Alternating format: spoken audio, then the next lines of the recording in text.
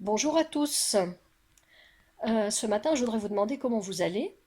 Parfois, en ce moment, j'ai l'impression de marcher un peu sur des sables mouvants. Je ne sais pas si ça vous fait ça.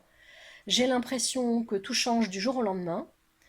Ce qu'on croyait hier, par exemple sur le virus, sur le déconfinement, sur les conséquences de la maladie, change tous les jours. On n'a pas l'habitude de vivre dans une ambiance si changeante.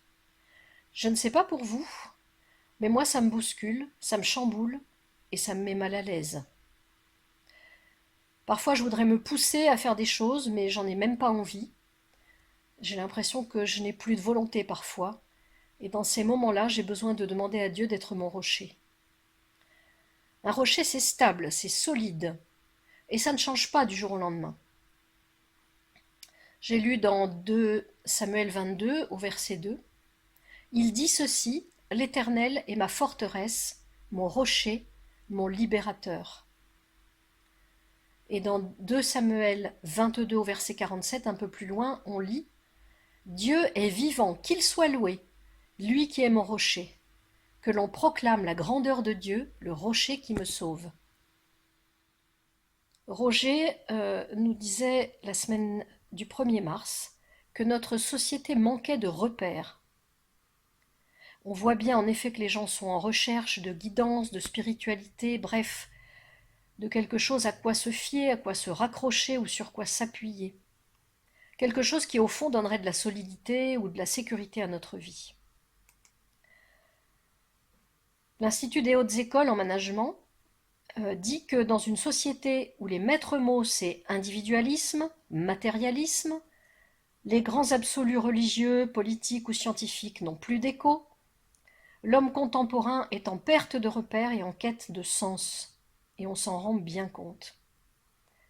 La société de consommation aussi nous montre ses limites et même ses dangers, et elle ne peut pas suffire à donner du sens à notre vie. On recherche toujours une espèce d'harmonie nouvelle. Au XXe siècle, on croyait dans la science et dans la technicité, parce que c'était du solide, c'était prouvé. Il y avait des raisonnements intellectuels, c'était indéniable.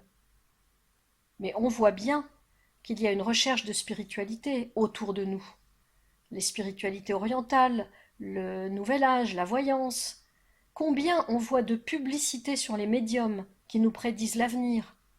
Et Internet regorge de propositions pour rencontrer vos anges gardiens et vos guides spirituels.